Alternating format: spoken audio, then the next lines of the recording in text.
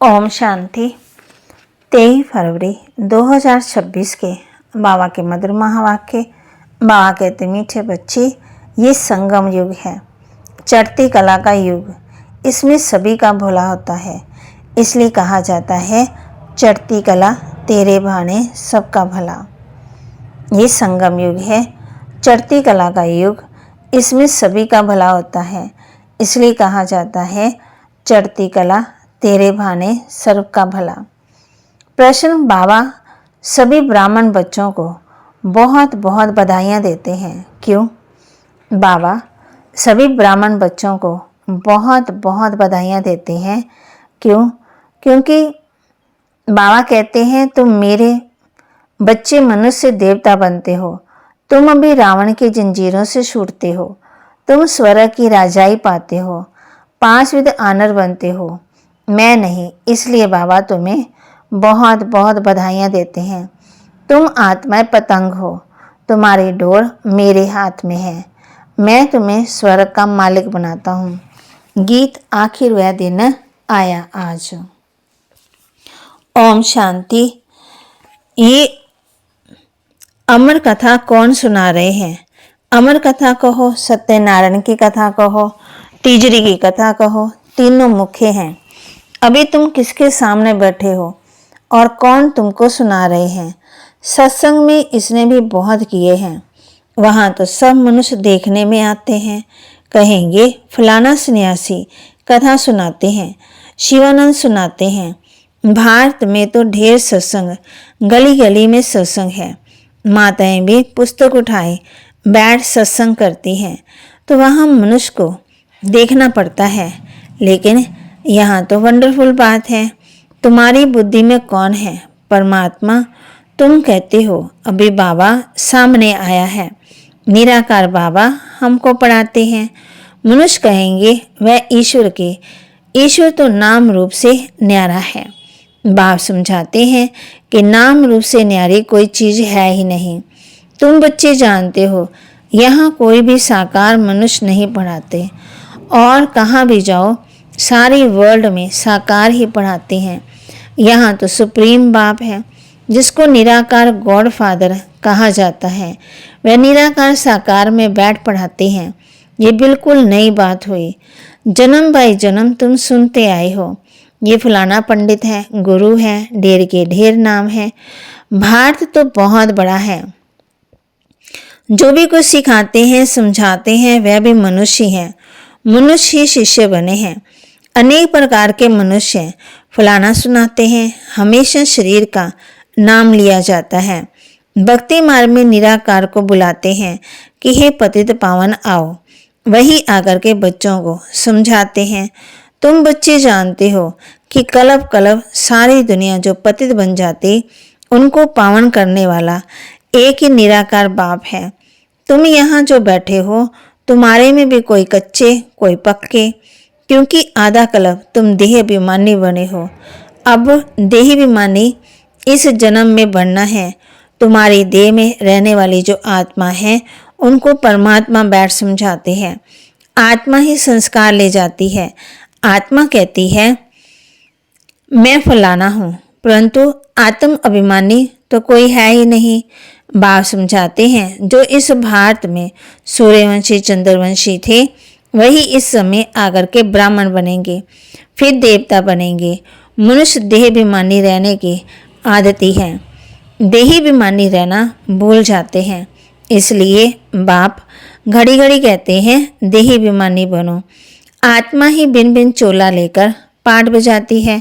ये है उनकी कर्म इंद्रियां। अब बाप बच्चों को कहते हैं मन मना भाव। बाकी सिर्फ गीता पढ़ने से कोई राज्य भाग्य थोड़ी मिल जाता है। तुमको इस समय त्रिकालदर्शी बनाया जाता है। रात दिन का फर्क है।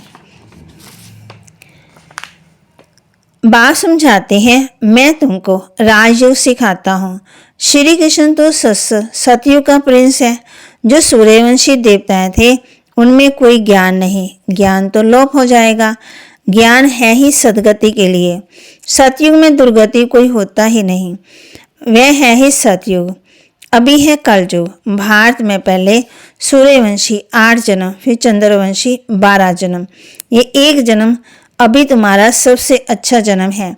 तुम हो प्रजापिता ब्रह्मा मुख वंशावली। ये है सर्वोत्तम धर्म, देवता धर्म। बाप कहेंगे देवता धर्म सर्वोत्तम धर्म नहीं कहेंगे। ब्राह्मण धर्म सबसे ऊंच है। देवताएं तो प्रारब्ध भोगते हैं। आजकल बहुत सोशल वर्कर हैं। तुम्हारी है रूहानी सर्विस, वह है जिस्मानी सेवा करना। रूहानी सर्विस एक ही बार होती है। आगे ये सोशल वर्कर आदि नहीं थे। राजा रानी राज्य करते थे। सतयुग में देवी देवता थे। तुम ही पूजे थे, फिर पुजारी बने। लक्ष्मी नारायण द्वापर में जो वान मार्ग में जाते हैं तो मंदिर बनाते हैं। पहले पहले शिव का बनाते, वह है सर्व का सदगति दाता। तो उनकी जरूर पूजा होनी चाहिए। शिव बाबा ने ही आत्मा को निर्विकारी बनाया था। फिर होती है देवताओं की पूजा। तुम ही पूजे थे, फिर पुजारी बने। बाबा ने समझाया चक्कर को याद करते रहो। सीढ़ी उतरते उतरते एकदम पट पर आकर पड़े हो। अब तुम्हारी चढ़ती कला है। कहते हैं चढ़ती कला तेरे भाने सबका भला। सारी दुनिया के मनुष्य की अब चढ़ती कला करता हूँ। पतित पावन आकर के सबको पावन बनाती हैं। जब सतयुग था तो चढ़ती कला थी और बाकी सब आत्मा मुक्ति धाम में थी। बाप बैठ समझाते हैं मीठे मीठे बच्चों, मेरा जन्म भारत में होता है। शिव बाबा आया था, अब फिर आया है। गाते हैं ना, इसको कहा जाता राजेश अक्ष मेघ अविनाशी रुद्र ज्ञान यज्ञ। राज्य पाने के लिए यज्ञ रचा हुआ है। सब राज्य विघन भी पड़े ना, अब भी पड़ रहे हैं। माता पर कितने अत्याचार होते। कहते हैं बाबा हमको इन बंदरों से छुड़ाओ, हमको ये छोड़ते नहीं। बाबा हमारी रक्षा करो। बाप कहते दिखाते हैं द्रौपदी की रक्षा हुई। अभी तुम 21 जन्मों के लिए बेहद के बाप से वर्षा लेने आए हो। याद की यात्रा में रहकर अपने को पवित्र बनाते। बाप कहते फिर विकार में गए तो एकदम गिर पड़ेंगे। इसलिए बाप कहते हैं पवित्र जरूर बनना है। जो कल पहले बने थे वही पवित्रता की प्रतिज्ञा करेंगे। फिर कोई पवित्र रह सकते हैं, कोई नहीं रह सकते। मुख्य बात है याद की। याद करेंगे, पवित्र रहेंगे और सुदर्शन चक्कर फिराते रहेंगे तो फिर ऊंच पद पाएंगे। विष्णु के 2 रूप राज्य करते हैं ना, परंतु विष्णु को जो शंख चक्कर दे दिया है वह देवताओं को नहीं था, लक्ष्मी नारायण को भी नहीं था। विष्णु तो सूक्ष्म वतन में रहते, उनको चक्कर के नॉलेज की दरकार नहीं। वहाँ मूवी चलती है। अभी तुम जानते हो कि हम शांति धाम में रहने वाले हैं। वह है निराकारी दुनिया। अब आत्मा क्या चीज है वह भी मनुष्य नहीं जानते। कह देते हैं आत्मा सो परमात्मा।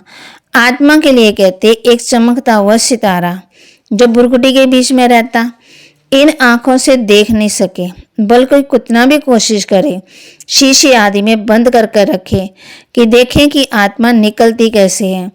कोशिश करते हैं परंतु किसी को पता ही नहीं पड़ता आत्मा क्या चीज है, कैसे निकलती है। बाकी इतना कहते हैं आत्मा स्टार मिसल है, दिव्य दृष्टि बिगड़ उसको देखा नहीं जाता। भक्ति मार्ग में बहुतों को शास्त्रकार होता है।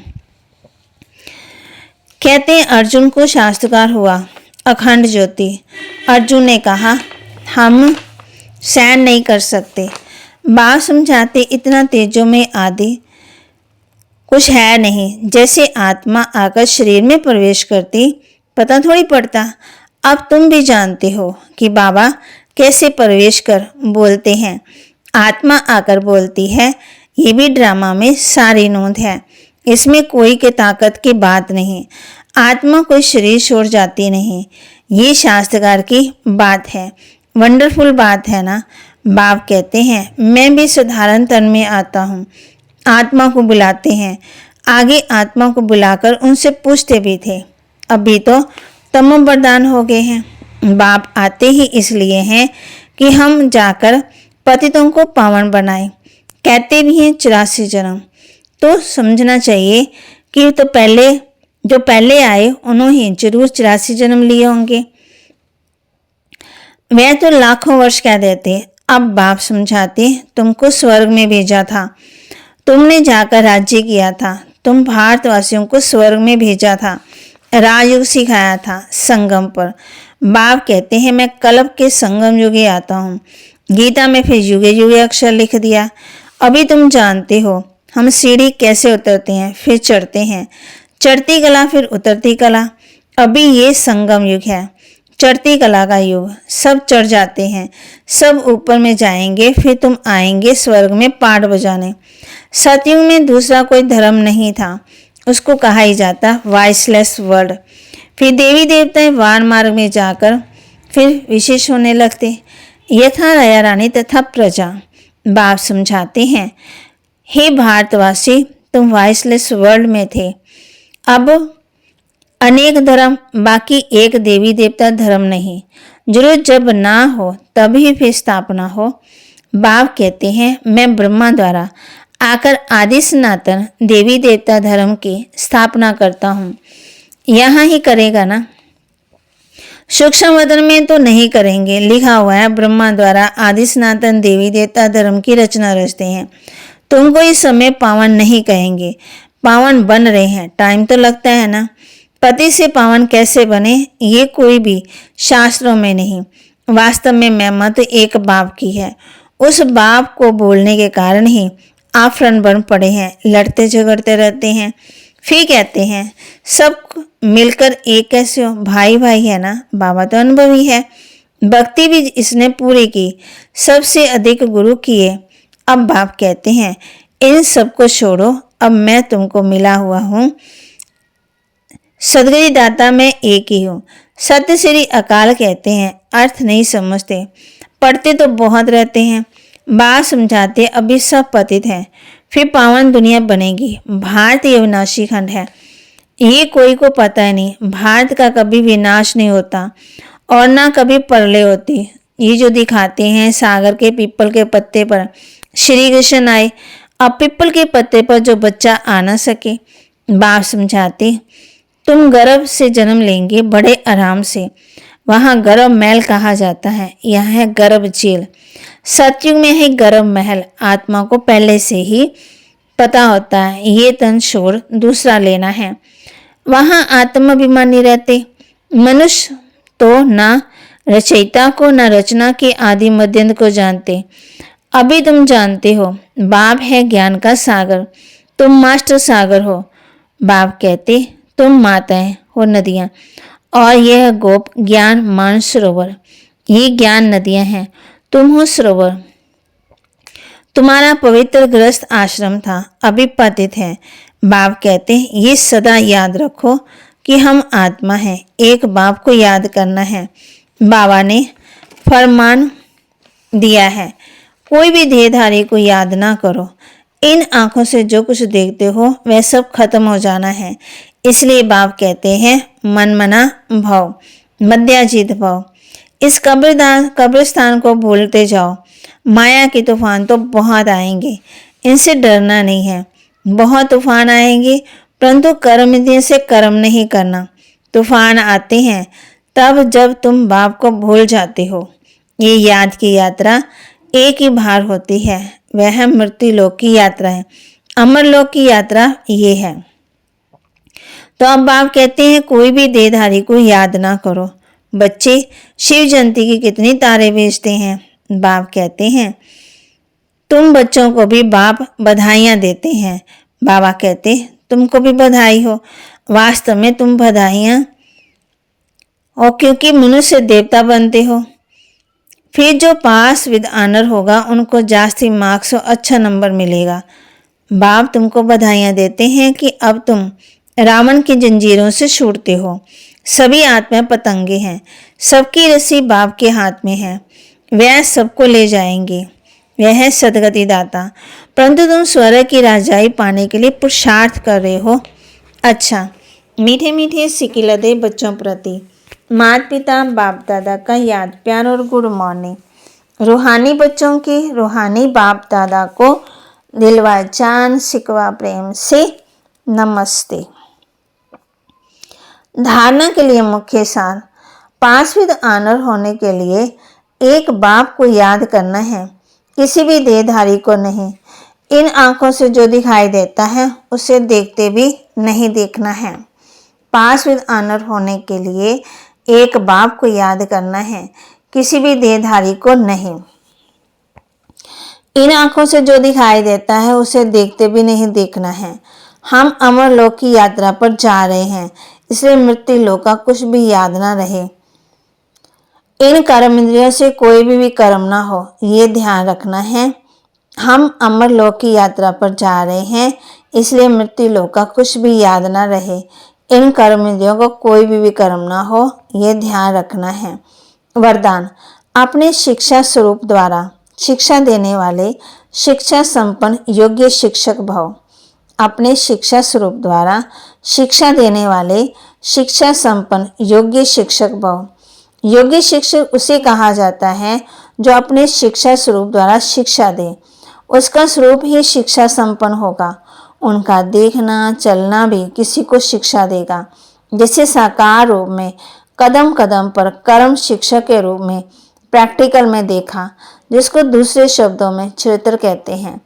किसी को वाणी द्वारा शिक्षा देना तो कॉमन बात है, लेकिन सभी अनुभव चाहते हैं तो अपने श्रेष्ठ कर्म श्रेष्ठ संकल्प की शक्ति से अनुभव कराओ।